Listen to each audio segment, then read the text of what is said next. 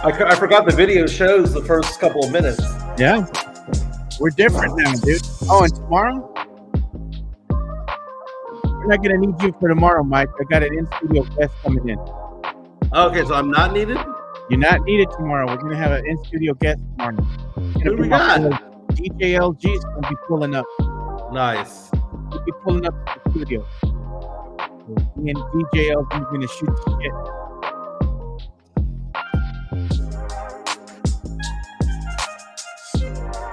That's gonna be an all-produced show. Yeah. What's up, Mexican Junior? He said he's gonna be off. He'll be available on Monday. And then might go ahead and just take him up on his office, pull up to the studio, maybe have him as an in-studio guest.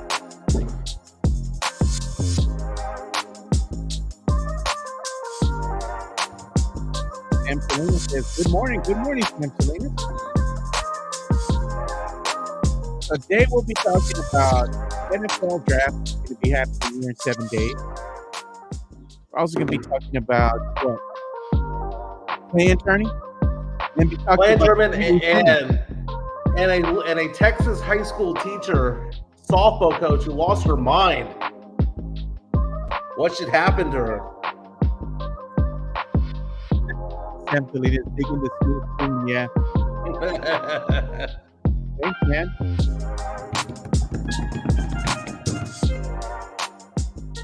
I'm glad everybody likes it. Welcome to another episode of the Area 210 podcast with Mike Jimenez and Joe Garcia. Make sure to subscribe and hit that like button. Join the discussion as we broadcast to you live from beautiful West San Antonio. And remember to tip your hosts as it helps the show grow. What's up, San Antonio? What's going on, South Texas? This is the Area 210 podcast. My name is Mike Jimenez. That's Joe Garcia. Joe's a nice guy. I'm apparently a racist. I found that out yesterday, man. We'll get into this sports pop culture nostalgia for the next hour 15, hour and a half or so. Got to get into the NFL draft, which is just 1 week from today. Who's moving up the draft boards? Who's moving down the draft boards? ESPN's been debating today the over-under for the number of quarterbacks to be drafted in the first round. Vegas has it set at 2.5. Adam Schefter said he'd bet the under. We normally have, last year we had 6 quarterbacks drafted in the top 12. He's saying that he believes fewer than 2.5 will be drafted. So what's that? What does that mean for teams like, I don't know, the Cowboys, the Saints? Ashton Genty from Boise State, where is he going? Because it's all over the place at this point. It's all beauty of the eye of the beholder when it comes to things. We're going to talk about a high school softball coach from South Texas who lost her mind and tackled a player at home plate. We have video of it. We'll show it to you. Should she get fired for this, or do we just let it slide? We'll be talking about the play-in tournament. Again, Friday's a big night for Spurs fans because we find out whether or not we pick up a second lottery pick. Last night we saw the Miami Heat go in and destroy the Chicago Bulls on the road. Miami advancing to the next stage of the play-in tournament. The winner of that tournament goes in and makes the playoffs. The loser bounces out of the playoffs. If Atlanta bounces out, we get a second lottery pick, probably number 13 or 14, depending on a coin flip with the Dallas Mavericks. Joe, how you doing today, my man? Doing good, man. Like I was telling everybody, tomorrow Mike is going to be taking the day off. We're getting him the day off. He can spend it with Chica, maybe go eat to breakfast or something with Chica, or do more work, one or the other, make more money so you can go to nice places, or, you could go ahead and do something else on Friday. But we are going to have DJ LG in the house tomorrow. He's Nice. going to be our in-studio guest. He's going to be pulling up to the studio. Me and him are going to be just hanging out for a bit, probably eating some breakfast tacos because I told him I'd get the tacos. But it's going to be on All Producer Show tomorrow with DJ LG in the house. Very nice. Next week, I'll be going out of town towards the end of the week, so hopefully DJ LG will be able to help out next Thursday and Friday. I am feeling better, Joe. I'm no longer under the weather. I'm having a hard time waking up for some reason. Normally, I'm up and going by 7 or so. I've been getting up at 8:30, 8:45. It's freaking me out a little bit. Wearing my LSU dad shirt. I hadn't found this one in a while. I was either going to wear this with a white hood of racism that was the KKK, because apparently, Joe, I am a racist and I did not realize it, Joe. Should I apologize for saying that I would expect Shadir Sanders to be able to be mobile and out of the pocket every once in a while? Or was it racist for me to suggest that black quarterbacks should be able to run a little bit compared to their white counterparts or their Latino counterparts? I think Okay. it's racist of you to say that just because you're of a certain color that you're automatically going to be stereotyped into being this fantastic runner. Well, there are running quarterbacks and there are quarterbacks who know how to run. Okay. Back in the day, we had running quarterbacks like Mike Vick. Mike Vick, though he did have an arm on him, was somebody who utilized his legs more than anything else. Dog killer. Back in the day, you had quarterbacks who had rifles as arms who could run, like Donovan McNabb back in the day, Randall Cunningham back in the day. Those guys were legit threats with their arms. And here's the thing about racism when it comes to quarterback play in the past. Warren Moon set the example of you could be a black quarterback in the NFL because for about 30, 40 years, it was very racist towards African Americans when it came to being quarterback. The belief was, oh, well, they weren't intelligent enough and all that. And that was all racist bullcrap back in the day. That is what was being told back in the 50s, 60s, 70s, and 80s. Look at the number of yards Warren Moon would have thrown if he was able to play quarterback like he should have in the 80s. But he finally got the opportunity after playing with the Edmonton Oilers for so long to go to the Houston Oilers, have a long Hall of Fame career, and be absolutely amazing, right? The evolution of the black quarterback, though, was for a while there, it was look at how fast they are compared to their counterparts, right? Back in the day, like you could never see Troy Aikman run. You could never see Joe Montana run. They didn't do that. Dan Marino, they didn't have any escapability. But then you saw this evolution into Randall Cunningham and Donovan McNabb and those quarterbacks, Dante Culpepper. And it was an interesting thing about it. And it's not racist for me to say that African Americans typically are faster than white people. It's just true, especially at the quarterback position in the NFL. If you go back to the top 40 times of all time, Michael Vick ran a 4.33 at the combine. Reggie McNeil, 4.35. RG3, Robert Griffin III, 4.41. Brad Smith, 4.46. Lamar Jackson, 4.34. Jalen Milroe, who is probably going to be a second-round draft pick in this year's draft out of Alabama, ran a 4.37. It is a weapon. The argument came up because Shedeur Sanders, who is projected to go somewhere between 2 and 9 in the NFL draft next week, people are saying, hey, you do realize he can't run, right? Or he doesn't run. And this is somebody who's very healthy, very fit, but for some reason does not use his legs. And I had never seen a stat line like that of somebody who is of his genetic makeup, because look at his dad is who? Was primetime Deion Sanders, right? Not be able to run. His dad was super fast. It was kind of weird. So I kind of brought up the fact that Shedeur Sanders does not have any rushing stats because all he does is just kneel the ball. He doesn't squirt out of the pocket. And does that hurt in the NFL draft, a team that's picking him at 2 or 9? Okay. What Matt Gomez is saying, you saying, is it racist, makes it racist. Just say they're good at what they do and that's it. No, it's not, because Mexicans like tacos, dude.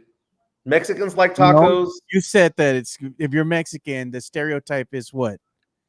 That you know how to do your yard. You can be a landscaper. Oh, I never said that.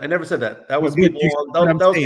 That was people on the X saying that. Right? And that's an occupation. That is not a physical trait. And you were saying that you're good at that naturally, right? I laughed that I was like, okay, you're throwing that at me, right? But guess what I like doing? If you hear from my house over here, part of the rent that we pay over here, they do the landscaping, which pisses me off because I actually like going out onto the grass. I like cutting it. I like edging it. I like doing that type of yard work. And I joke that, hey, that's part of the genetic makeup, man. But that's not actual and factual. What it is factual, though, is that right now in the NFL, having the ability to squirt out of the pocket is a big, big deal. NFL draft is 1 week from today. The big storyline out of here is we know that Cam Ward's going number 1. Cam Ward coming out of Miami, out of University of Incarnate Word, is going to go number 1 overall to Tennessee. We all know that, right? Just set the clock to that. The question becomes Shedeur Sanders and Ashton Jeanty. Ashton Jeanty projected to go number 6 to the Las Vegas Raiders. You have you have Shadur Sanders going anywhere from between 2 and 9. Some mock drafts saying that really he's a talent of a 22 to 24 pick. So why is that? Is Jackson Dart the second best quarterback on there? What about Jalen Monroe of Alabama? Our team's going to be excited that he can run a 4.37 40. Has not as accurate, but he has a cannon for an arm. Not as accurate, though, as Shadur Sanders. Shadur Sanders is the throwback, man. And it's funny because when I've been watching the player comparisons to him, everyone always says Geno Smith. Everyone always says Teddy Bridgewater. And guess what those guys can't do, Joe? What? Teddy Bridgewater was not one who could run. I know because he was with the Saints. Teddy Bridgewater was, but the thing is, Teddy Bridgewater was thick. Okay, so if you're going to say a relatively chubby dude can't run, I get it, right? But Shadur Sanders is fit. He looks like his dad out there. And for Shadur Sanders to not be able to run in the year 2025 in the NFL is bizarre, Joe. So that is why he has a player composition of a Teddy Bridgewater, a player comparison of Geno Smith, is because they don't really use their legs. It's so funny. So do you want to? So my Saints are number 9, right? My Saints are number 9. Cleveland says no to Shadur Sanders and goes the route that they should go with Abdul Carter, or they go with somebody else, right? Well, here's the mock draft from CBS, right? Right. So they're going through the line. You're at number 9 right now, right? Right. Okay. So this is what they're projected. Ted McMillan. Saints, right, to take. And Yeah, it's Arizona wide receiver Ted McMillan, who the Cowboys are apparently enamored with, by the way, to pair up with CeeDee Lamb. And then you have at number 10, they have the Bears taking Jack Beach. Number 11, you have the Niners taking Mike Green, and the Cowboys, they have them taking Devon Ravel. Yep. East Carolina cornerback, try to get another lockdown corner. Now, here's the thing. Scroll up on that, Joe. And by the way, we do have a super chat coming in from the Drew Show saying, quote, LOL, Shadur Sanders has no arm or wheels, just as Montgomery County has no real breakfast taco scene like SA, unless it's Rudy's. Just fact, dude, Rudy's tacos suck. I had them the other day at church. The church over here, I go to the Ark over here. They had the tacos out there. I appreciate that they were free, but they tried having a brisket and egg taco over there. It was awful. It was so bad. But thank you so much for the that you go to, that you've gotten tacos for me before. That's near where you live, and they've been pretty good. Yeah. Hey, the place where I went to over here. Yeah, near your house. Remember?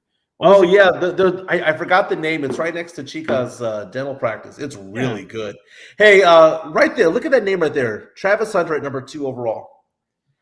I had a conversation or a back and forth with one of my former counterparts over at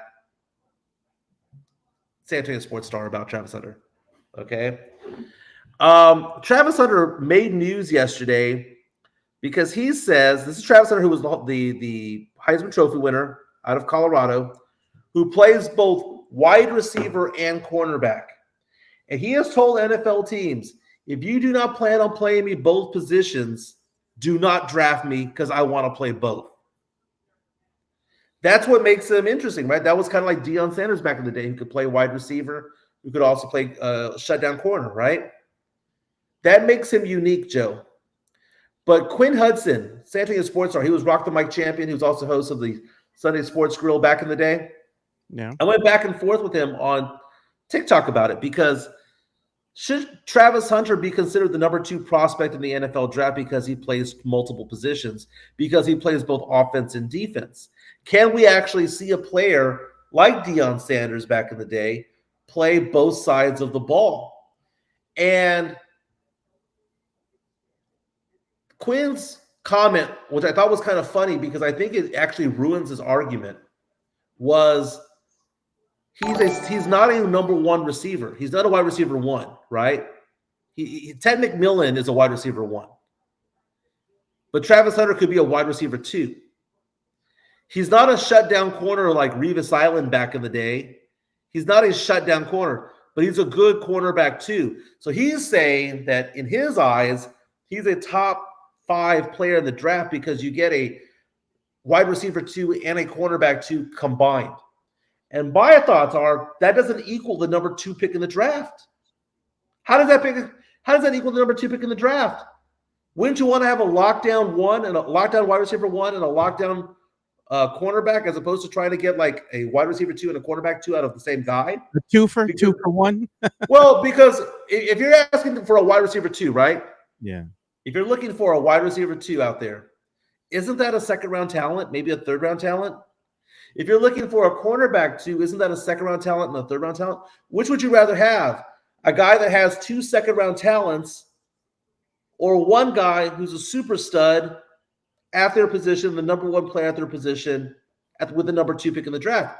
Now I'm looking at him thinking to myself, why would I want Travis Hunter? If he's not a He's the best all-around player to come out He of this is. class. There's no doubt.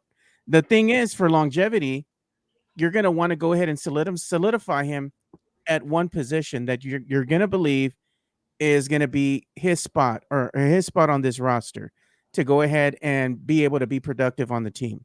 You want to get the most out of your pick, you know? Right. And I think if you play him in both positions, again, you're just setting him up where you're just going to run him into the ground, and you're giving him more of a chance to get injured. You know, well, we saw this. We saw the Patriots do this a while back when they were winning Super Bowls with Troy Brown, where they had somebody who was playing wide receiver, but he wasn't wide receiver 1. He was wide receiver 2 or 3. He wasn't cornerback 1 or 2, but he was somebody who played the secondary, and they had Troy Brown go out there and do that. I can see a team like Cleveland or maybe even the New York Giants playing Travis Hunter multiple positions, and it's actually interesting that he can do that. My argument is not that he shouldn't play multiple positions, that he shouldn't play both sides of the ball. My argument is, how does that equal the number 2 pick in the draft? If he is not elite at anything that he does, other than the fact that he's an elite athlete, how is that the number 2 pick in the draft overall? Sam Salinas reached out saying because the Super Bowl winning Patriots had the flexibility to do that. That's exactly true. They had the flexibility of having Troy Brown go out there and play multiple positions. we also have an incoming super chat from the Drew Show that I need to get to. Thanks, Drew, for the support. We appreciate you, man. He says, did you laugh or cry when you saw your first potato and egg mini taco? Mike, Shador Pudgy, his brother is ripped. He wants a fat, slow. Who wants a skinny, fat, slow quarterback? Who wants a skinny, fat quarterback? I don't know, man. That's a good point. But the tacos over here are suspect in Montgomery County over here. There are a couple of good restaurants out here that I've been out to that have been really good, but they're not Tex-Mex. One's been Tex-Mex. One has been like Mexican food, right? That's been pretty good. But really, the taquerias over here, for the most part, are kind of just suspect. I mean, they get the job done, but they're not anything to write home about, man. Not San Antonio.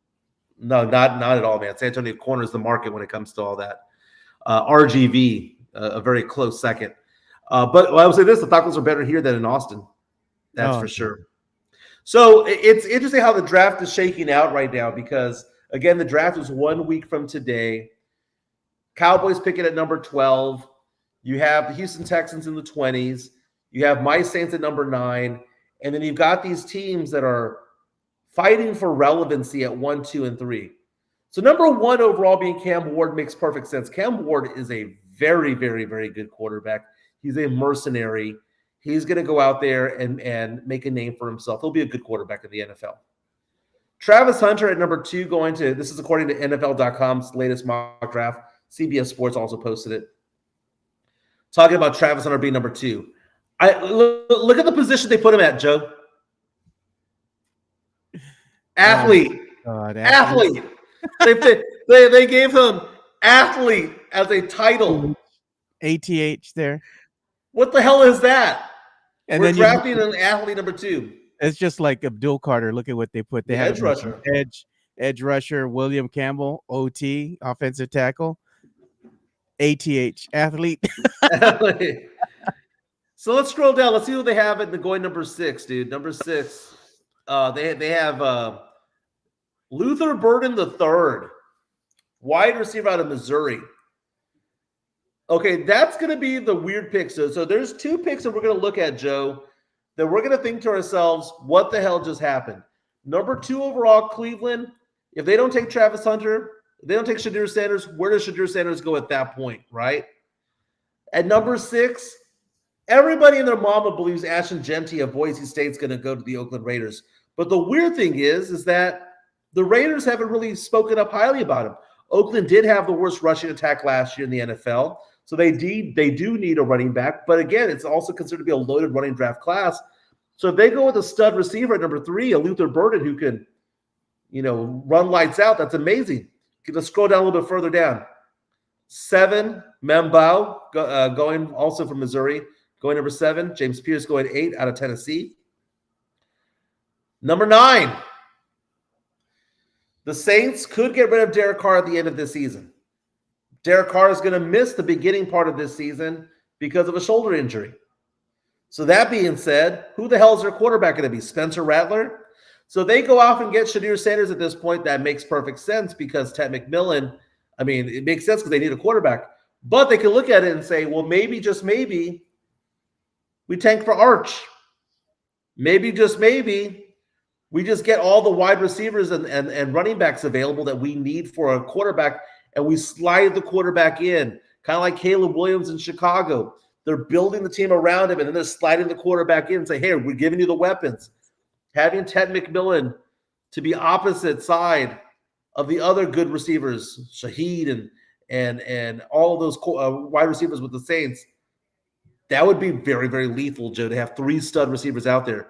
We saw that with Cincinnati with Jamar Chase and T. Higgins and all that they've had going out there. You have 2 or 3 weapons out there. That's amazing. Let's go down a little bit further, Joe. What do we got in the top 10?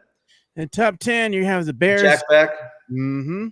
And then you have 11. You have the San Francisco 49ers, Mike Green, and Cowboy. That one's interesting. Cowboys have been linked to different types of players at different times as we get closer and closer to the NFL draft. Who they're going to pick at this juncture, it's a big question mark. Are they going to go ahead and solidify somebody to go ahead and play alongside one CeeDee Lamb and pick a receiver? Are they going to go ahead and do something to help the line? What are they going to do at this point? They also need some help in their secondary, so there's a lot of needs that they can fill, but it's just picking the right person, I guess, to be the right fit for this team. I don't know, Mike. I'm in flux here. Joe, the best thing for the Cowboys to do might be to simply just trade down to 16 or 18, pick up a second rounder, Fill need.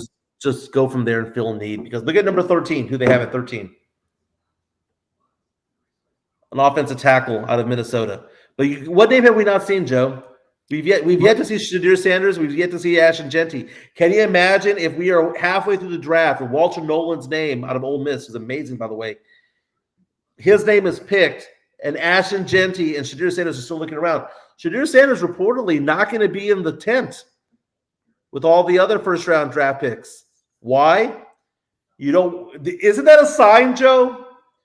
Isn't that a sign that if Shadir Sanders is not going to be in attendance for the NFL draft, that he realizes his draft stock is shaky? Because if he knew he was going number 2 overall, wouldn't he be there? Yeah, that's weird because you don't even see Quinn Ewers. Quinn Ewers, what do you think he's going to be? A late second round? 3rd or 4th round at this point. ESPN has him ranked as the 9th best quarterback prospect in the draft. So you figure a few are drafted every round, so 3rd or 4th round. And but even Joe, further down, let's go ahead and see if there's any names that are familiar to you here, going down from number 14 on. Where do you see Ashton Jeanty? Ashton Jeanty. Remember, he was projected to go at 6 or 7. Now he's all the way down at number 20, possibly being picked up by the Denver Broncos. Sean Payton would work wonders with an Ashton Jeanty. Sean Payton turning that franchise around. Again, Shadir Sanders of the Colorado Buffaloes not going to be in attendance of the 2025 NFL Draft. We saw this, Joe, when we saw Aaron Rodgers drop to the 20s, right? He was supposed to be a top 3 guy. He dropped all the way to 20. Dan Marino back in the 80s was supposed to be a top 5 quarterback, top 5 pick in the draft, dropped all the way down to the end of the first round. Shadir Sanders does not want that on his face, and look where he would potentially go. Number 21 to the Pittsburgh Steelers. That's probably not a bad landing spot for him, quite honestly. Matt Lerma wanted to know what the Seahawks, where they were going to pick and who they were going to pick. They're at number 18, And that's a safe pick. They have That's a them. safe. They have him getting Kelvin Banks Jr. offensive tackle. That's a safe pick. Let's keep scrolling down to the Houston Texans at 24, I believe. Number 25. 25. Derek Harmon, defensive lineman out of Oregon. Okay. Help with the interior. I'm always interested to see what happened. Oh, Jalen Milroe, quarterback out of Alabama, ran the fastest 40 time, 4.37. And then you're going to see like Matthew Golden or something like that go to Tyler Warren going 29. Okay, first let's hold up the train right here, Joe. If Tyler Warren falls 29 to the Washington Commanders, the Cowboys will never win anything for the next 10 years. We saw Brock Bowers. Mike canceled himself. What the hell just happened? I don't know. You dropped out yourself. You canceled yourself. We saw Brock Bowers go to the Las Vegas Raiders last year, put up a historic year. Tyler Warren's considered to be just as good of a tight end coming out of Penn State. If this dude who had 1,200 yards receiving last year, 104 receptions, had 12 touchdowns, if he falls all the way to 29, I would be beside myself. If a team like the Cowboys pass up on a Tyler Warren, on a team like the Texans pass up on it, I'd be beside myself. Look at that. We got an incoming super chat from Matt Lerma. Thanks, Matt. Appreciate the support, brother. He says, it's the Seahawks year, baby. Yeah, you never know in the NFL, baby. You never know in the NFL. Who do they have the Chiefs taking at 31-32?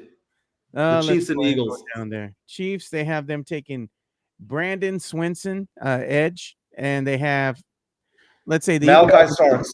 Malachi Starks, yeah. Malachi Starks is considered to be the best safety in the draft. Of course, he went to Georgia, and that's all that Philadelphia does these days is draft people out of the University of Georgia. That's kind of funny. But again, the draft is a week from now. There's so looking at that mock draft, Joe, I think that's a pretty accurate mock right there in the sense that we're not going to see what the trades are going to happen because in the NFL draft, there's so many trades that go on between the rounds, right? There's a lot of wheeling and dealing going on. Teams move up, teams move back. But all things being equal, the over-under being 2.5 quarterbacks in Vegas, I would have to go over, Joe, because this is a quarterback position. How is 2.5 set as the over-under right now? How is that a prop bet? Because you know that number 1 overall is going to be a quarterback, Cam Ward. You know Shedeur Sanders is going to go somewhere in the first round. Maybe not go number 2 overall. Maybe he doesn't show up to the thing. He didn't show up to the combine. Maybe he does fall to the 20s to the Steelers. But that being said, Jackson Dart, Jalen Milroe, some of these quarterbacks like that, Tyler Schaff, making their way into the first round is very, very possible, Joe. And I have a hard time believing that if a player like Jalen Milroe or Tyler Schaff or any of those guys out there who are top-ranked quarterbacks, Jackson Dart, if you have a second-round pick at number 34, you wouldn't move up 6 or 7 spots to go get your guy. Go back into the first round. Hand over fist saying no mock draft is accurate. You're right, because there's so much moving and so much trading going on. I remember the Cowboys a handful of years ago, Joe.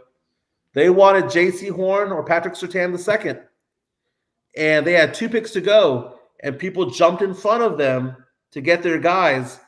Cowboys were sitting there at number 12. They looked around and said, well, I guess we'll take this Micah Parsons kid, and it worked out for both teams. A lot of the projections with Quinn Ewers here is that he's going to be picked as the number 71. 71. That's third round. That's third round. Mid third round. That's not bad, Joe. I mean, you make money doing that, Joe. Is he going to make more money in the NFL than he is on his NIL deal? Probably right around the same, to be honest with you. But the thing about it is that, you know, being drafted as a third or fourth round quarterback, you're given the upside of promise, but also the you don't have as many pressures under you because you're not expected to be the savior. If you're Shedeur Sanders being picked at number 2 or 21, you're projected to be a savior. Look at the 6 quarterbacks that were drafted last year in the first round. Let me Yep. ask you this question, since you're a Saint fan, and so is Big Sean PD, and he's watching as well. Would you be upset if the Saints at number 9 go ahead and pick Shedeur Sanders? I wouldn't be upset. I would understand.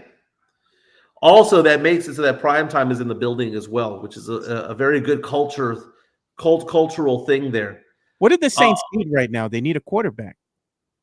They need a quarterback for the future, especially this year because Derek Carr is going to be out for the foreseeable future. So getting Shedeur Sanders wouldn't be the worst thing in the world. I am highly suspect of his inability to scramble out of the pocket because the days of having a Kirk Cousins, the days of having even Matt Stafford can be mobile from time to time, but a Kirk Cousins type of quarterback, a Joe Flacco type of quarterback where you just stand in the pocket and you have no ability to get out of it, those days are over. So I would be very suspect of that. He could be a Patrick Mahomes. Patrick Mahomes isn't fast by any stretch of the imagination, but he's squirrely. It's hard to get a hold of him, and he just scrambles well to extend the play. Shedeur could do that. Well, Mahomes was like that at Texas Tech. Yeah. So he was squirrely at Texas Tech. My question is why hasn't Shedeur Sanders been squirrely in college? There's nothing there. Maybe Daddy didn't want him to be. It could be. Hey, look at last year's draft, Joe. Last year's draft, number 1 overall was Caleb Williams, the quarterback, right? Yeah. They're happy with that. I mean, for all intents, for what we expect of the Chicago Bears, they're happy with Caleb Williams there. Number 2 is Jaden Daniels. I mean, how are you going to get upset about that? Jaden Daniels, who was the rookie of the year, led the Washington Commanders to the playoffs. Drake May went to New England. New England seems to be okay with Drake May. We had J.J. McCarthy go number 10 overall to the Minnesota Vikings. Minnesota had him as a day 1 starter. He gets hurt in preseason. Sam Darnold goes out there, gets 14 wins, and gets a new deal with Seattle. You had Bo Nix go number 12 rather, to Denver. It's kind of weird because sometimes when you see a bunch of quarterbacks be drafted, yeah, you see that one team tends to kind of not like it, right? It's like, oh my God, it was a bad mix up there. Maybe that's Michael Penix with the Atlanta Hawks, who was taking number 8. But 5 of the 6 seem to be pretty solid in where they are in their position with those organizations that got drafted by. Jay Daniels isn't going anywhere. Caleb Williams isn't going anywhere. Drake May is not going anywhere. Bo Nix isn't going anywhere. Last year, there was a lot of hits last year when it came to quarterbacks. That's why I'm wondering whether or not 2.5 is a legit number to hit when it comes to a prop bet for the draft. Because how is there not going to be 3? ESPN has Cam Ward as the number 1 quarterback prospect. Shedeur Sanders at number 2. Jackson Dart of Mississippi at 3. Tyler Schaff of Louisiana Louisville at 4, and Jalen Milroe of Alabama at number 5. Hannah Fist saying Penix probably going to start. Sam Fliss doesn't want me to be a squirrel sis. Squirreless. Yeah, not all squirrels are fast, Joe. I mean, some of them are fat and chubby. Some of them are slow. Hey, we got some freaking squirrels in the backyard here in that tree, and there's like a whole bunch of trees in my backyard. Some of these little squirrels, man, they've been eating good, Mike. I don't know what the hell they've been eating, but they look like small cats. The branch is gonna break when the little brother jumps on it, man. Joe, let's show that video clip that I sent you, man. Let's kind of shift gears a little bit from, believe it or not, from NFL draft talk to Texas high school softball talk. Let's take a look. Because what happened earlier this week, I believe this was Tuesday night, Taft against, now this is Taft High School, it's in Taft, Texas, against Mathis High School. So this is going out towards Corpus Christi. Look what happened here. Brothers on 2nd and 3rd on a tie game. Come on, kid. There you go. Woo! Play at the plate.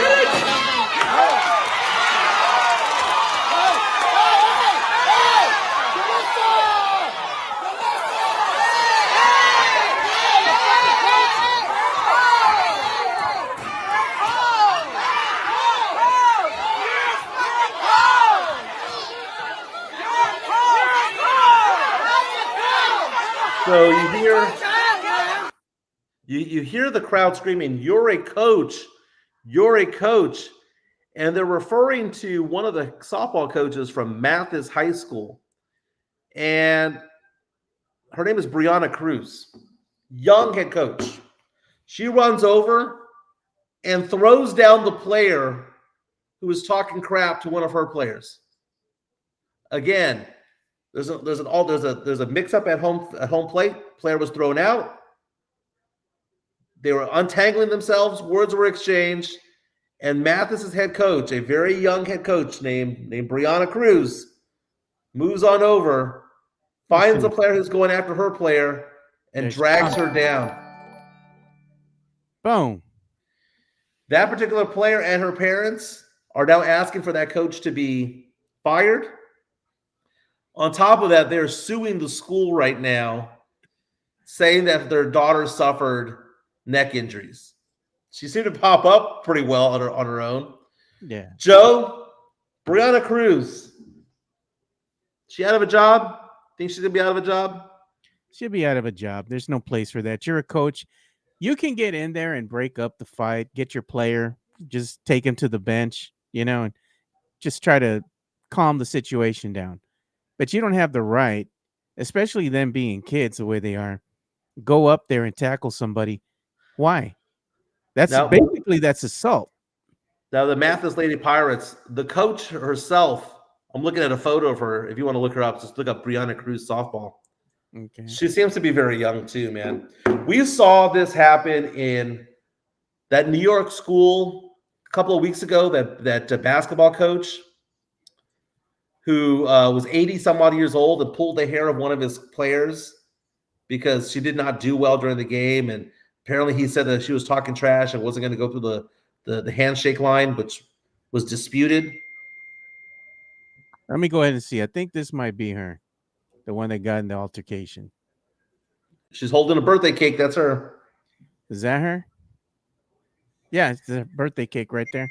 Yeah. This is the same girl. She's kind of young, dude. Seems like she's in her maybe early 30s, late maybe 20s to 30s. 20s, early 20s. So, I mean, think about it this way. It is her career. It is her goal in life. She probably played high school and college softball. She makes it to coach a high school that she's kind of from the area. And Mathis against Taft, I mean, those are two schools that are pretty close to each other. This would be the equivalent of Bernie versus Comfort. This would be the equivalent of Pleasanton against Pearsall or against Hondo or, going down towards the south, right? Uvalde or whatever. It's two schools from two towns that are close to each other, and they're rivals. Hey, we have an incoming super chat we got to address here by the Drew Show. Thank you, Drew. Appreciate you for the support. Like always, he says, man built like Josh Allen, play like him too, win the national title in inaugural playoffs, and Will Howard gets picked later than Nepo Fatty. The Nepo Fatty.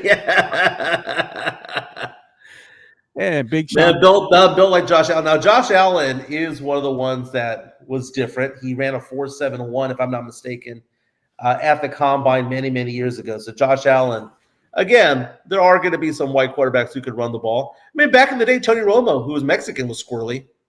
Tony Romo he's not Mexican, Mike. Tony Romo was Mexican.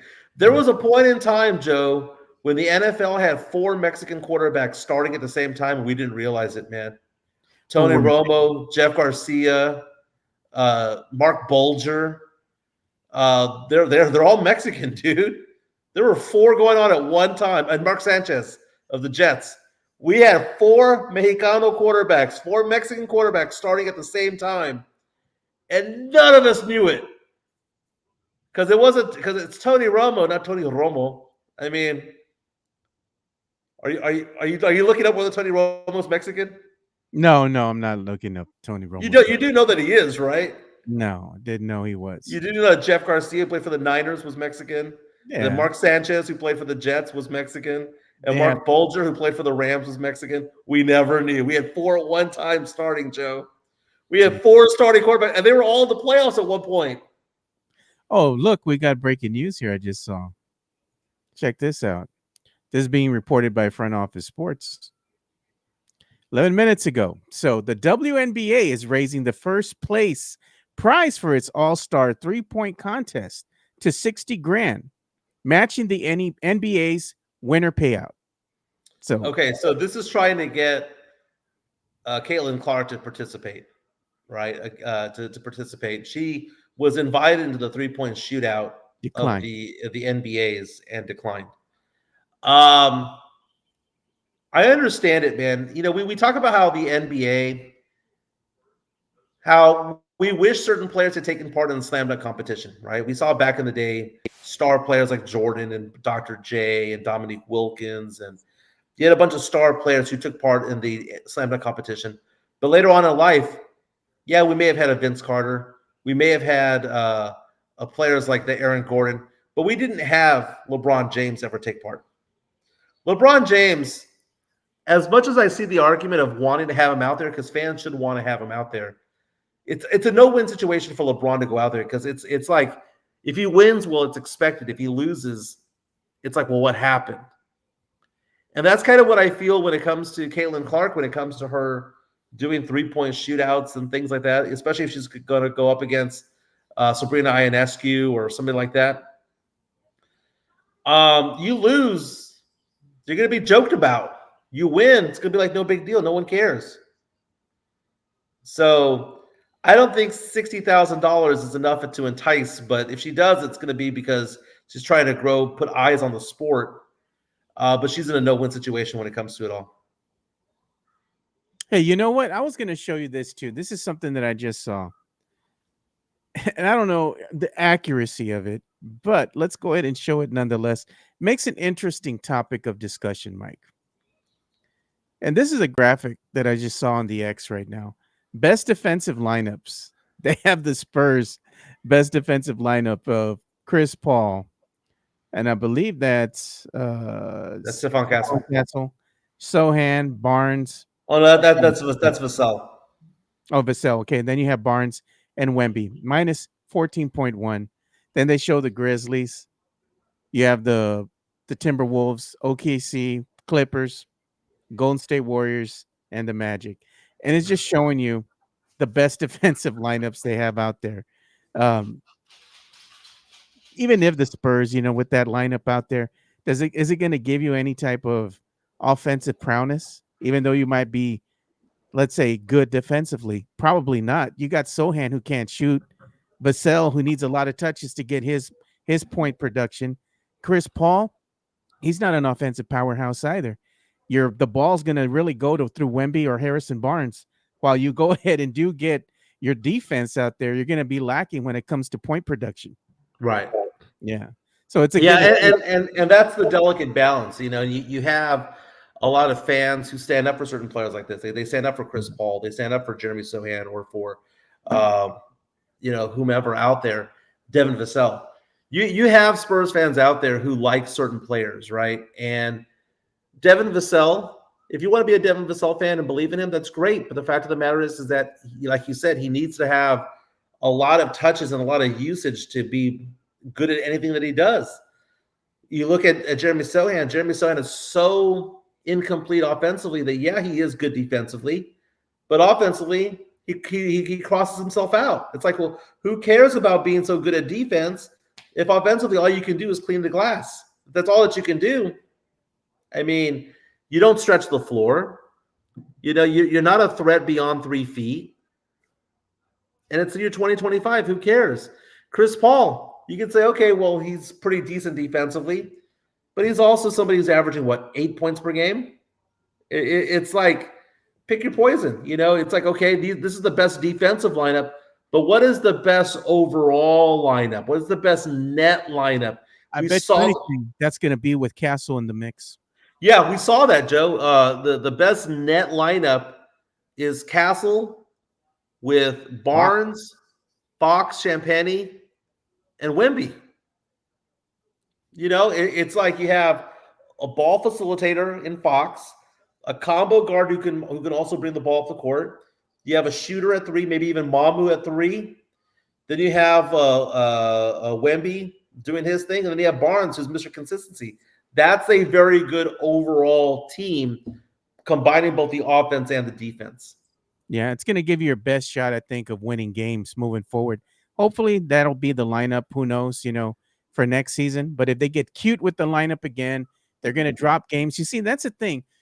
You don't want to get cute with the lineups. You want to go ahead and get cute with them while you're in, training camp or what. When it comes to the overall context of an 82-game season, getting cute with the lineups early on and dropping a couple games here and there, it's impactful as you go through the 82-game season. If you drop a couple games in the beginning of the season, that could impact you as far as what you're going to do when you're making a push to go into the play-in. Right. We're cute with the lineups. Drew Show with the super chat coming in. We're talking about how the fact that there were 4 NFL quarterbacks at one time that were starting that were Mexican. Says, what do you mean you didn't know? Mark Sanchez looked like Ponch from Chips. Dark-skinned pretty boy from LA, USC. Nobody was that ignorant. Well, you look at the name Sanchez, Drew, and you know that there's a Latino thing to it, right? But Tony Romo never put himself out there as being Latino. Mark Bulger. Did you realize that the name Bulger, he probably gets it from his mom's side, but Mark Bulger was also Latino. And then you had Tony Romo and Jeff Garcia, the redhead. So you had a redheaded Mexican. You had an LA Mexican. You had a Mexican in the Midwest go by the name Bulger. And then you had Tony Romo, who was dating Jessica Simpson back in the day. OG says, your OG is tired. I'm going to sleep. See y'all next stream. Peace out, brothers. Thanks for watching, man. And look at Samsonian says, whoa, that's wrong. Tony did put himself out there as being Hispanic. He did talk about his Hispanic heritage, Mike. All right. Okay. Maybe you're right. Maybe you're right. That's kind of funny, Joe. Yeah. So let's go ahead and give some love here. You want to give some love to Jeff? Let's do it. Locked on Spurs is your daily Spurs podcast, hosted by Jeff Garcia, the lead Spurs writer for Ken's 5 San Antonio.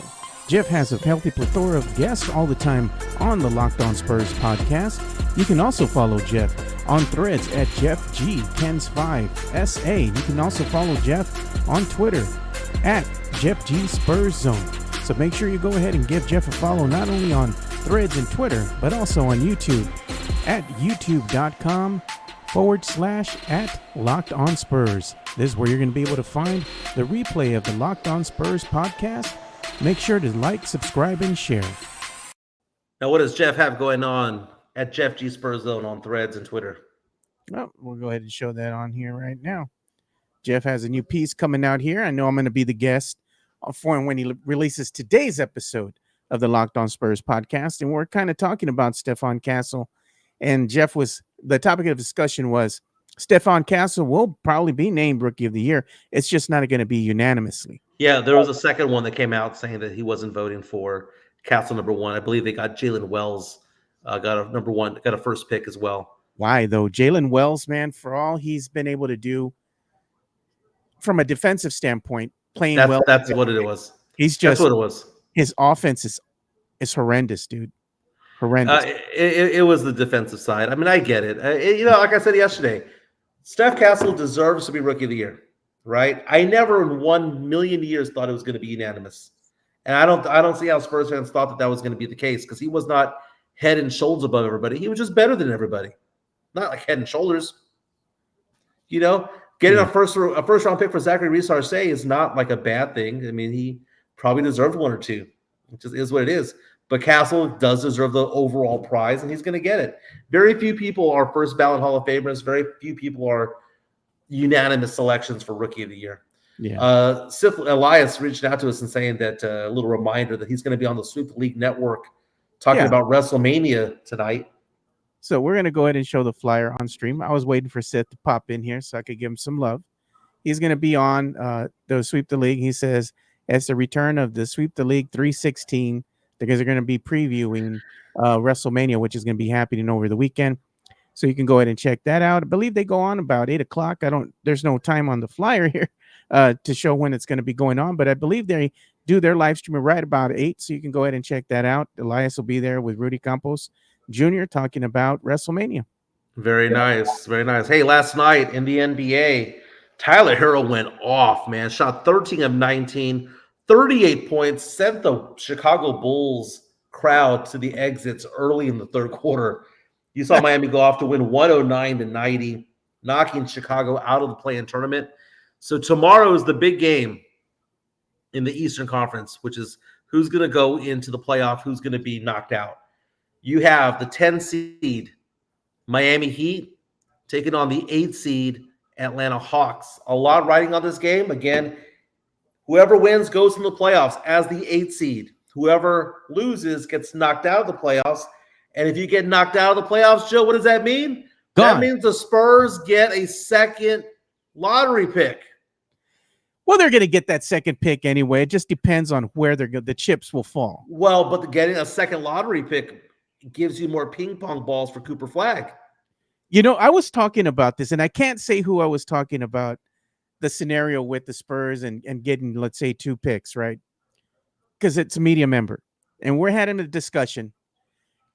And the discussion was this. The Spurs look to the draft, right, to go ahead and solidify their roster. And they're going to grow. They have a lot of picks coming up. The little known fact that Spurs fans don't understand is the logistics behind things. If the Spurs keep both their picks, right, who are you going to let go on this roster? You got to make room. It's either that or you get your pick and you go ahead and put them in basketball purgatory and you leave them over there with the Austin Spurs. Okay. But still, you got to make roster spots to get said player on the team. Are you going to say bye to Mamu? You're going to say bye to some of these other players that you all become enamored with? Champagny, Wesley, Malachi Branham. I mean, who's going to go? You got to make room. So the thing is you always look to the draft to kind of go ahead and get the talent. You're getting younger. You're not getting more experience. And the flip side of that, too, is you got to make room on the roster. So the Spurs, the smart move for them, in my opinion, and the media member agreed as well, would go ahead and pick get their first pick, right? You get the 8th pick in the draft. Mm-hmm. And then if you want to draft for need, trade away that other pick with Atlanta, drop down further in the draft and draft for need. You know, because you can't keep them both. That's the thing. The Spurs have done that in the past. The Spurs picked 3 first-rounders in 2022. They got Jeremy Sohan, Blake Wesley, and Malachi Branham, and they kept all 3. But let's be honest. I think it depends on what you think the upside is of the player that's there. I mean, I think in theory you could be right, but then again, you don't know what player falls to you. Back in the day, back in over a decade ago, the Spurs had a draft day trade in place with Indiana Pacers to get Kawhi Leonard. Kawhi Leonard was in the final mock draft, Joe, was supposed to go 4 or 5. He was sitting there at 15. The Spurs got him, right? So that being said, you don't know who's going to be there. Can you go on to Tankathon real fast to show the rankings of all the different players, the teams that are out there? Again, now, by the way, looking at who's favored to win tomorrow night's game, right now, the Atlanta Hawks are favored by just 1.5.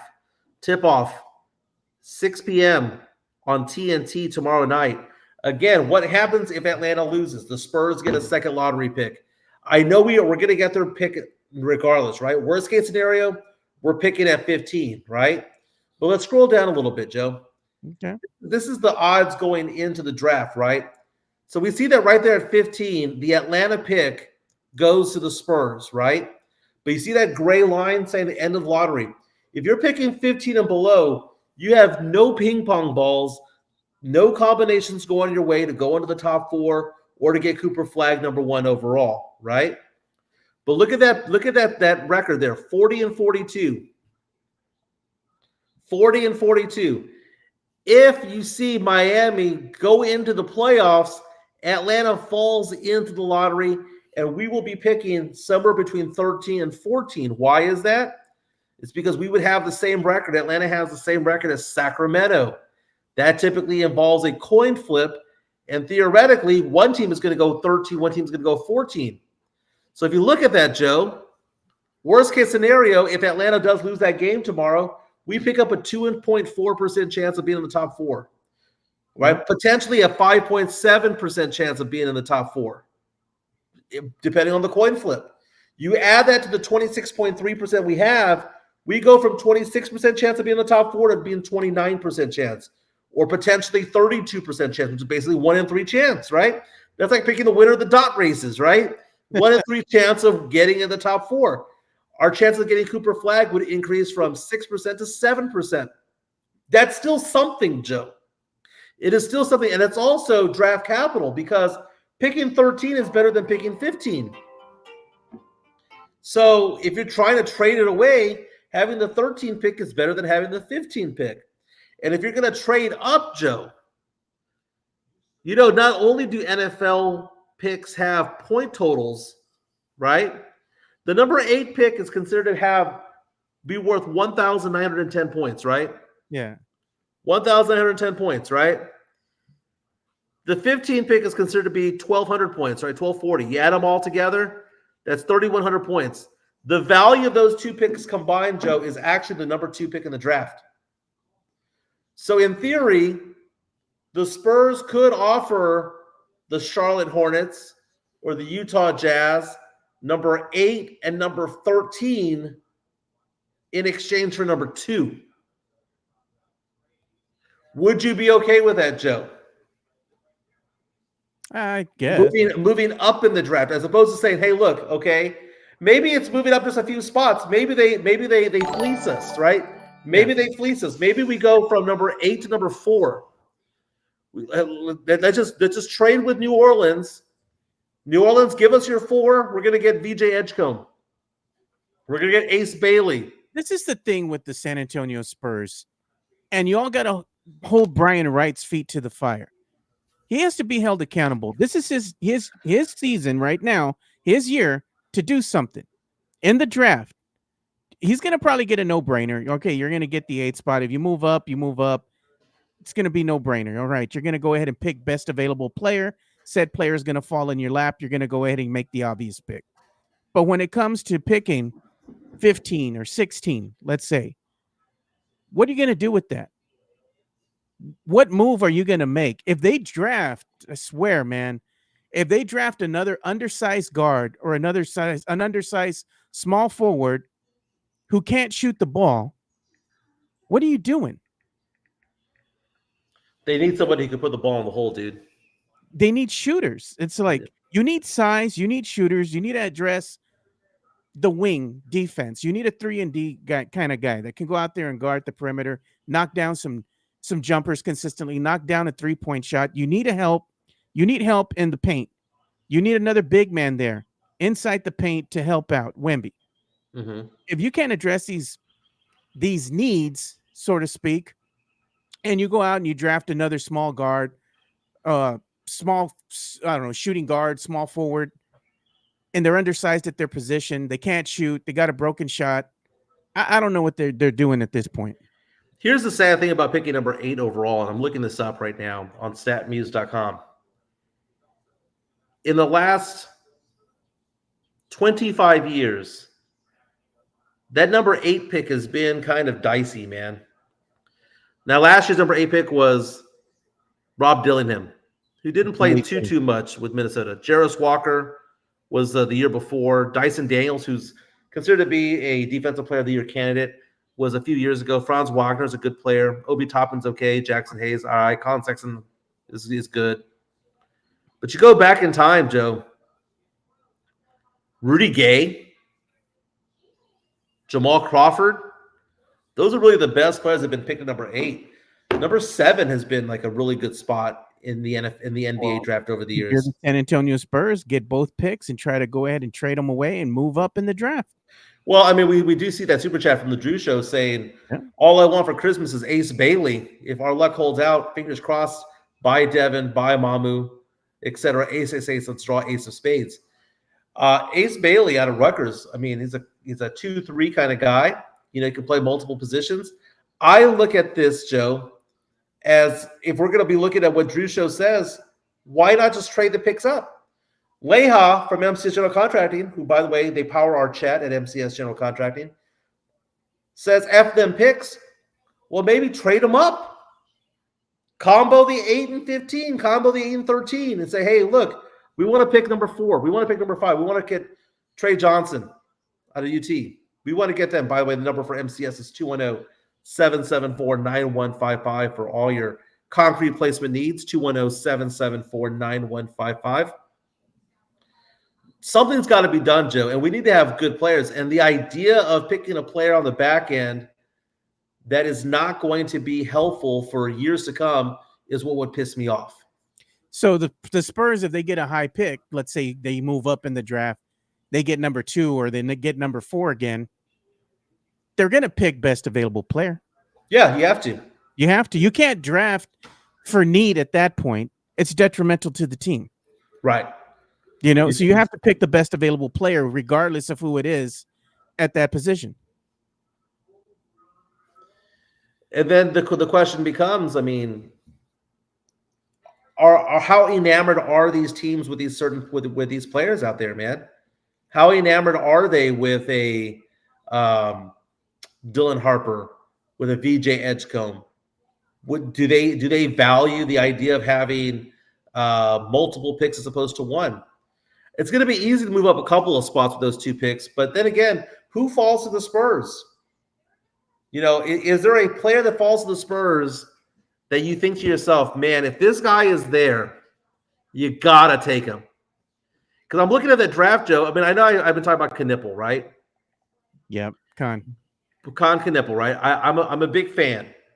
But is he undersized? Well, yes. But there's always something wrong with each of them, right? But I'm looking at like Johnson from UT, who is compared to Tyler Herro. They say that he's like a Tyler Herro, just somebody who can just light it up. Trey Johnson, rather, shooting guard out of Tennessee, out of Texas, considered to be the number 5 pick in the draft, right? If he drops to 8, maybe you just feel fortunate that you get him, and then you can roll the dice on somebody at 15. I don't know, man. I wouldn't mind the move up, to be honest with you. Wouldn't mind it at all. wouldn't mind it either, because at the end of the day, what are you going to do? You know, are you going to wind up keeping both picks? And let's say the one that you get at 15 or 16 is a project player, right? Don't know how he's going to really pan out. You're putting a lot of time, resources into said player. And what if he doesn't pan out and he becomes like another Lonnie Walker, Lucas Samanic, you know, and he's just gone? You know, Shemezi Metu. I remember when they drafted Shemezi Metu. I had hopes for the kid, but he just never fit in. But Metu is a second rounder, man. I mean, these were guys second round. These are guys being picked at 28, 29, 30. And I know the Spurs had luck with that when it came to Kyle Anderson and Tony Parker back in the day. And DeJounte Murray. It was like our lucky pick number, right? Yeah. But when you're picking in the top 10, top 15, you need to have a good player who's ready to contribute. Potential star potential. The one name that throws me off, Joe, is Jeremiah Fears out of Oklahoma. Yeah. 18 years old still, Joe. Averaged 17 points, 4 assists, 4 rebounds. I see him being mocked to the Spurs. And I'm thinking to myself, really? We're going to go after another point guard? They don't need another point, man. They need a big. A point guard who shot just 28% from 3 last year? I mean, everyone talks him up, dude. Like Jeremiah Fears is that one guy you look in the mock drafts, he's either going 5 or 20. And it's like beauty in the eye of the beholder. His player comparison, by the way, is pretty interesting. Jaden Ivey is his most the comparison that we're getting from it. Yahoo Sports say that he has strengths of driving into the ball, that his jumper has some pretty good upsides. He's pretty good at he's pretty clutch, playmaking skills, all that stuff. But I look at it, the Spurs going after a point guard. Now, if the Spurs are going to go after a point guard, a combo guard like Dylan Harper, I would understand. But Jeremiah Fears, as good as he can be, having a roster that has De'Aaron Fox, Jeremiah Fears, and Stephon Castle. I don't know, Joe. Talk me out of it, Joe. Talk me into it, rather. Having 3 players who could bring the ball up the court. What about Trey Johnson? I mean, that's just a 3-point shooter, man. I mean, I wouldn't mind it. I mean, we We need someone. 3-point shooting on the team. We need 3-point shooting on the team. We need somebody who's a bucket getter. What's Mhm. wrong with this brother, man? 6'6" out of Texas. He can shoot the ball, plug and Lights play out. into the Spurs system. Wouldn't be opposed to it, but I mean, he can probably draw more attention as maybe a 4th or 5th pick. Trey Johnson averaged 19.9 points per game with UT, 3 rebounds, 2.7 assists, shot 43% from the field, but shot 40% from 3.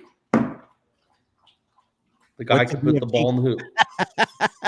His EFG was probably in the realm of 55. 54, 55 is what I think it would be, which is pretty That sounds pretty damn good to me from beyond the arc, Mike. good. What did I say? Women lie, people lie, but the numbers don't lie. The numbers don't, baby. Numbers don't. I don't know. I wouldn't be opposed to him, Trey Johnson, getting him here on the San Antonio Spurs squad. Can shoot. Yeah. I know they need to fill the need for big, but if you don't have a big and he's not the best available player at number 8, and you have Trey Johnson sitting there at number 8, see what the Spurs decide to do. Right. Handle Fist comes out and says, in theory, reality will not take 8 and 14 for the number 2 pick, and that it all depends on who's there at the number 2 pick. You know, in a weak draft like last year, if it was last year's draft, Joe, 8 and 14 would have gotten you to 2. This year's draft, where you have a tier 1 and a tier 2 that's higher than most, probably won't get you there. So I agree with you on that, Hand of a Fist. Hey, but what did the Spurs have at their disposal? A shit ton of picks. Yeah. What will get you there at number 2 or number 4? You'd probably need 8, 14 and a player. Make it happen. Say less. All right, man. Let's give some love to MCS General Contracting for your concrete placement needs. They do it badass, hard, rock hard, diamond hard concrete, baby. MCS General Contracting, more than 30 years of combined experience in concrete placement. They are the best in the business, honest pricing, high quality work. They get going on house foundations, driveways, concrete patio decks.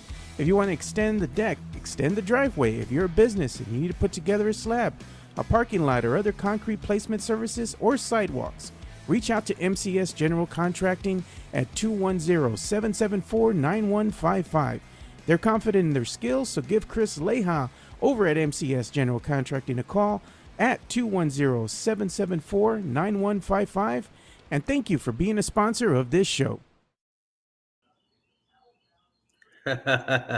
Sith Elias reaches out to us on our YouTube stream. By the way, your concrete placement needs, MCS General Contracting does a fantastic job.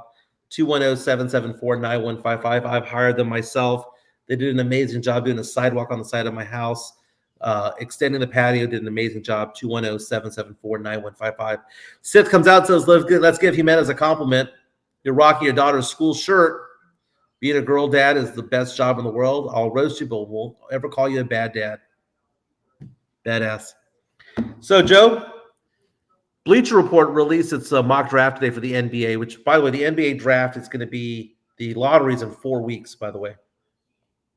So we're going to be feasting off of the NFL draft next week, and then the draft lottery 3 weeks after that. Then we'll be talking about, well, who are we going to get at number 3, Joe? Because that's where we're going to be drafting, right? The player comparisons, Joe. Number 1 overall, Cooper Flagg going number 1, assuming to the Jazz, right? His player comp is Kevin Garnett. Did you see Kevin Garnett in the lottery, Joe? In the March Madness? I mean, he was all over the place. Yeah. Again, the player comp, according to BleachReport.com, is Kevin Garnett. Not Durant, Garnett. Number 2 overall, Dylan Harper, projected to go to the Washington Wizards at number 2. His player comparison, Joe, De'Aaron Fox. Aaron Fox, all right? Aaron. Number 3, VJ Edgecombe out of Baylor. I like his play, man. He's silky smooth. Man. He is silky smooth. Man. I think he's overhyped, dude. I like him because he's not American. Also, he's from the Bahamas. His player comparison is Victor Oladipo. Jeremy Sohan. No, he can actually shoot. Rutgers. So we earlier we saw that the Drew Show was saying that he was all about Ace Bailey out of Rutgers. I like Ace Bailey also. He's a combo 2-3. He's a shooting guard, small forward. Just 18 years old. His player comparison is Brandon Miller or Michael Porter Jr. Look at Sam Salinas. These player comparisons are stupid. How many of these players ever live up to the comparison? Well, Sam, one thing you'll never see is that the player comparison's Tim Duncan. The player comparison's never Kobe Bryant, right? It's never Shaquille O'Neal or Michael Jordan. Okay. Victor Oladipo is very possible to get, okay? Or what's his name? What's old boy's name from the Hornets? Kemba Walker. Remember that, brother? Yeah. Blast from the past. I just saw him on the X. That's why I bring him up. He's going to be playing for the Big Three over there in their tourney now, and they're in their league. Sith saying Sohan ruined Baylor players for me. Hey, man. He was a sixth man for a reason. Number five, Derek Queen out of Maryland compared to Alperen Şengün. And Overfist, Ron Skit was funny as F. Remember we were talking about Jeremiah Fears out of Oklahoma? Yeah. His player comp is DeJounte Murray. That's not necessarily a good thing, man. I'll be honest with you. Toronto Raptors at number 7. Kaman Maluak, that big-ass center from Duke, wide span. Mark Williams is his comparison. Trey Johnson going to the Spurs at number 8. You know who they've never compared? I haven't heard a comparison to. Remember that? Big Country? Big Country. Bryant Reeves. Trey Johnson, another one that compares him to Tyler Hero. I mean, we could use a Tyler Hero on this team. Con Knipple, number 9 prospect, compared to Kevin Huerter, Cam Johnson. Asa Newella of Georgia, the one that I like, compared to Jalen Smith. I like him. I like him too. I want him here with the San Antonio Spurs. Think he'd be a great fit. Now I'm going down to the Spurs at number 15. Getting Igor Denman. Oh, no. Point guard out of BYU compared to Josh Giddey. Giddey. Oh, Lord. And let's see what I'm seeing here. Number 15, I'm looking at Bleacher Report, right? San Antonio Spurs pick via the Hawks, Igor Denman. Point guard, BYU. Yeah. I guess ball handling's in vogue, man. It just is what it is. Yeah. Josh Giddey. That's right on. No comparison, Josh Giddey. Oh, gosh. I'm asking the question, why not use the Hawks pick and have another that we have stashed to move up a bit to take Asa? That's what I was saying. Mind it, man. I like the fact that if he can develop a little bit more of a jumper, dude, that guy would be a top 5 pick. But wouldn't he be better already in the paint than Wemby? No, I mean, not defensively. But No, offensively, maybe. And that's what we need. We need somebody who can score in the paint to kind of open the court up for the players, open the game up a little bit. Sith saying that he'd take a shooter only if they're compared to Caitlin Clark because she can ball. When is that going to happen? Do you think there's going to be a time where a female athlete that's playing college ball is going to declare herself at some point for the NFL, for the NBA draft? You think that could happen? No. Never. Never? Why? Just the physicality of the game is different. The athleticism of the game is different. You can have, and then also keep in mind, Joe, and I know this because I referee high school basketball, the ball size is different. I mean, the girls' game is played with a small ball compared to the men's. So if you're going to be playing, a woman's going to be playing men's basketball, they're going to have to learn how to play with a different ball on top of the physicality and all that stuff. It would make it impossible to do. Caitlin Clark is good shooting the three-pointer with a ball that she shoots, which is anatomically correct for a woman's hand. You give her a man's basketball, she ain't going to shoot the same. It says, look, don't say it, Mike. It's a trap. They're going to get you on the X later. Oh, no. I can't be I can't be canceled because I don't care what most people think of me. So it's just one of those things where it's like, I don't know. Joe, what do you got going on this weekend? I don't know, man. I think I'm gonna go and take in WrestleMania, kind of relax a little bit because I have to get the brisket ready to go. I already brought my brisket last week and I've had it in the fridge with me here. Get that prepared for Easter Sunday. My kids love the brisket, especially baby girl. She's already asking me, "Daddy, you gonna make brisket?" I'm like, "Of course." I make brisket for you all every freaking year. And man, these kids go through that brisket like crazy, dude. There's like, I'm looking forward to having brisket the next day for lunch, and it's gone, dude. I wake up in the morning and the boys just tear that sucker up. Unless I put some away, I ain't eating none of it. Yeah. Like, you better get it while you can. Clayhouse says can't be canceled, but threatens to sue over memes. Damn straight I did. Damn straight I did. I was in the market for something that was really big in my business, and I get vetted. So I don't mind the memes of making fun of me with me riding a penis bull riding machine or whatever it was. I don't mind that, right? But to Photoshop me into something that looks like KSAT legitimately reported on me, saying that I was a pedophile and all that stuff, when it actually affects my business because they look at shit like that, that I would have sued for over 100 times out of 100. Because you know what? Because there's certain things you don't fuck with, dude. Remember the movie Men at Work? You don't fuck with another man's woman. You don't fuck with another man's French fries, right? You also don't fuck with another man's wallet. Oh, And those are three things you don't do. My favorite line from that movie, dude, I can't say, but it was funny. It's a funny ass movie. Jeff Garcia is joining us from Los. He says, I come back from recording Los and I get a text from Joe that Mike doesn't see his racism. Laughing. Dude. I sent a text to Jeff and I go, oh God, I said Mike is doubling down. Oh, dude, I mean, it's not a double down, dude. People were coming at me and agree with me. They were like, hey, black athletes typically are faster than white athletes position by position. It is what it is. Since Jason Sehorn of the Giants, how many white cornerbacks have there been? I'm waiting. And is it because they're faster or because they're slower? It just is what it is, dude. It is what it is. Mexicans like tacos too. Look, Hanover Fist is saying, Joe, use mesquite for brisket? Of course I do. I got a mesquite tree in my backyard that I go ahead and use for cooking, man. They got two actually in the backyard there. So there's never a shortage of brisket here. And mesquite wood. This weekend, I'm taking Chica on a 2-day date. I'm trying to be a little bit more, what's it called? A little bit more romantic, I guess you can say. So I got a romantic weekend set aside. Going to take Chica to a show. Going to take her to go get her nails did and all that stuff. We'll be in Dallas most of the weekend. So my mom was like, hey, what are y'all doing for Easter? I completely forgot it was Easter. And so I'm going to race back on Sunday to go to church. But aside from that, that's all that I'm doing.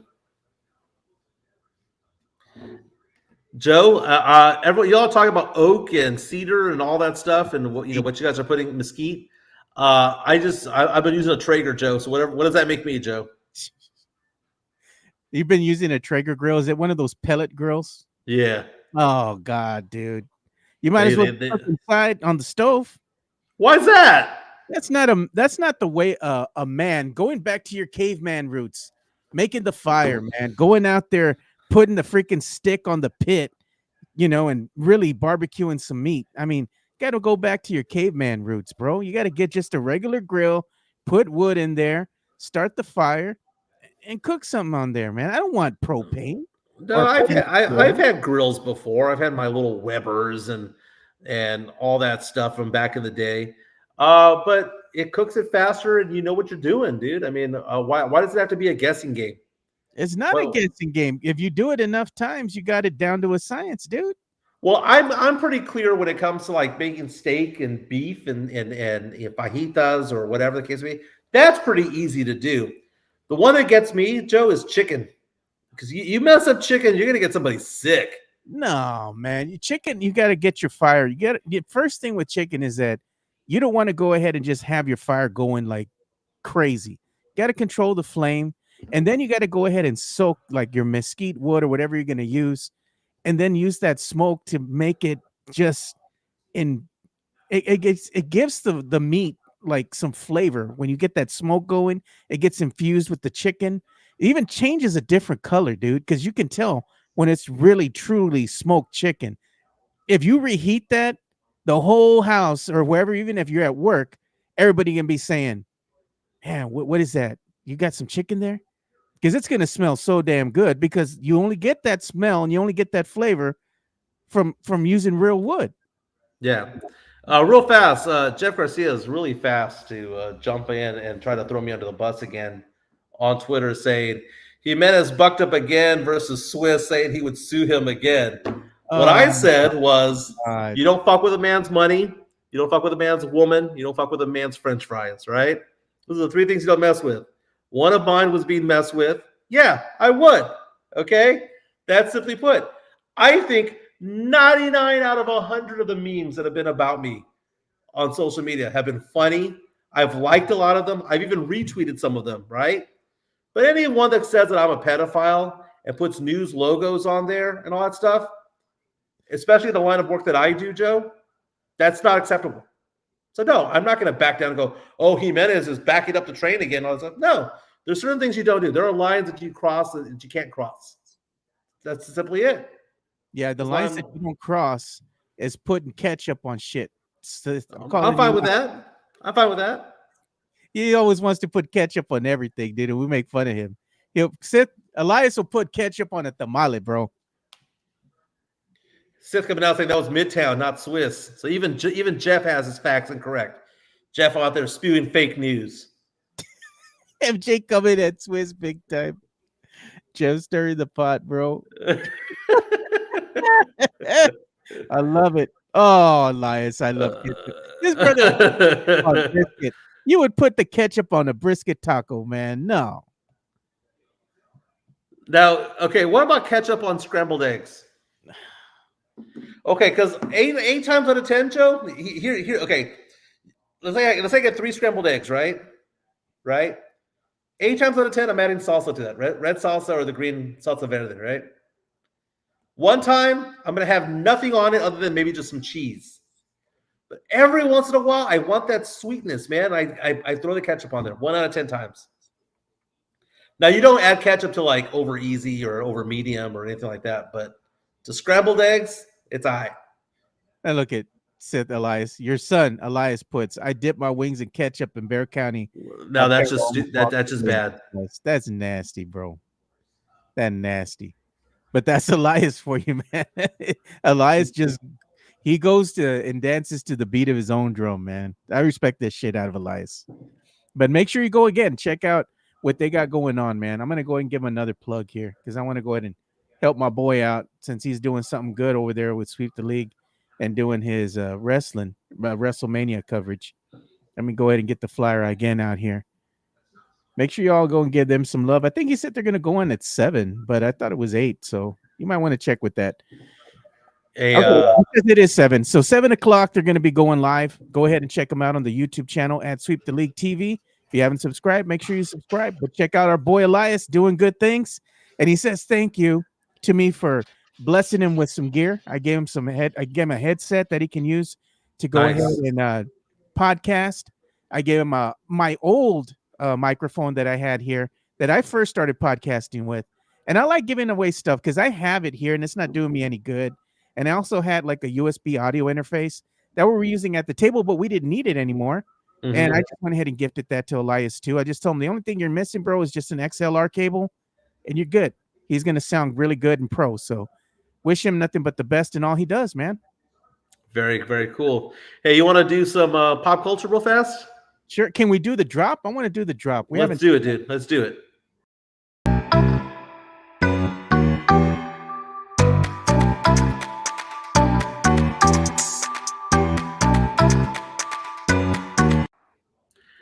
Dude, according to TMZ.com, if you want to pull this up, sure. Drake is suing Kendrick Lamar again. Just take the L, man. Take the L, bro. Saying, quote, he assassinated my character at the Super Bowl halftime performance, Joe. Just I am take the no- Lamar away. I am no certified pedophile, Joe. Lawsuit, according to TMZ.com, says that Drake is saying that the fact that Kendrick Lamar didn't use the word pedophile during the halftime performance He used PDF. shows that it was defamatory and from the get-go. Kendrick Lamar actually not only sang this at the Super Bowl halftime show, he won multiple Grammys this year, considered to be one of the greatest diss tracks of all time, Not Like Us. And he performed it at halftime, a cleaned up version of it all. And again, this is a diss track against Drake. Goes off in the song about Drake, not only about Drake himself, but about two of his friends over there. You know, saying you're not certified lover boys, you're certified pedophiles, you know, wah, wah, wah, wah, wah. Great song, amazing song. Okay. A TV Off is a better song, but that's a different topic for a different day. I think this is hysterical. Why does Drake, like you said, just take the L? Why is Drake doing this? Why is Drake just sitting there and reminding people that he got crapped on in the worst way possible? Why is he reminding people that he lost this whole thing? I don't get it. Just go away, Kendrick Lamar. I mean, Drake. Kendrick Lamar won this round, and Kendrick Lamar is having his moment. Kendrick Lamar, by the way, who before this album and before all of this was considered to be one of the greatest rappers of all time. He is, yeah. But hit a higher level in pop consciousness after this whole back and forth with Drake, man. It's funny. Well, Drake's the one that instigated. You know, Kendrick Lamar just finished. Like, Yeah. you don't want no shit, don't start no shit. Yeah. You know? And there's so many good songs that Kendrick Lamar has come out with in the past year. I mean, Squabble Up, but TV Off is really good. All the Stars with SZA is good. Not Like Us is a good song. Luther is a good song. Kendrick Lamar has changed it up a little bit, man. And he's never going to be as popular as Drake because Drake has female fans. And I would say the Drake fandom is maybe 50-50 female to male fandom. Kendrick Lamar is maybe 90-10 male fandom to it all. That's why he's not as popular. But still, it's great, man. And look at Elias says this song is weak too. Ice Cube would have bodied them both. This one's just catchy. Would Ice Cube embody them both, or was Ice Cube fake? Nah, dude. I saw Friday the other day, over the weekend, and it was a good movie, dude. It was a really good movie. But we now see Drake, and we now see not Drake. We see Ice Cube. We see Ice-T. We see Dr. Dre. We see Eminem. All these guys now no longer gangsta, man. They're all just dads and grandpas. No, Ice-T doing that stupid ass. Was it get your extended warranty for your vehicle with Vivica? Bro, what are you doing, man? What are you doing? Vivica A. Fox, 90s legend, man. That was from what? Independence Day? Yeah, she old now, bro. She old. Dude, okay, so my favorite line of Independence Day, and Anthony Pittman, formerly of Maximum Sports and KBB, we laugh at this line all the time. It's when she comes up against the president's wife, the first lady, who's injured after the whole the whole alien invasion. She's telling her, "Oh yeah, I'm a dancer," and the president's wife goes, "Ballet?" And she goes, "No, exotic." So you're telling me that Will Smith's character, who wanted to be an astronaut, right? Who wanted to be like a top flight pilot and all that stuff, was shacking up with a single mom that was a stripper. Hey, that is the most BS of the movie of all time. I'm not saying that he didn't hook up with her. I'm not saying that he wouldn't fool around with her. I'm not saying that he would effort 8 ways till Sunday. What I am saying is there's no way in the world that character would be in love with that person. why? Would ever live with them, because detrimental to their career. Or they don't have the same 1099s and W2s? No, detrimental to career, man. They look up a background. They're like, oh, so what kind of decision making do you have in your head when your wife is single mom who's also a stripper, right? By the way, you're an officer. You could have taken care of her, but she's still stripping. She's a Susia, bro. Nothing wrong with that. Dude, that character is made for the streets, dude. She belongs to the streets. Come on, She Mike. belongs to the streets. And you know what? That's the stupidest character flaw of the whole thing involving Will Smith's character from No, the Independence Day. stupidest thing of the whole damn movie was that stupid ass dog where they're blowing up half the street, right?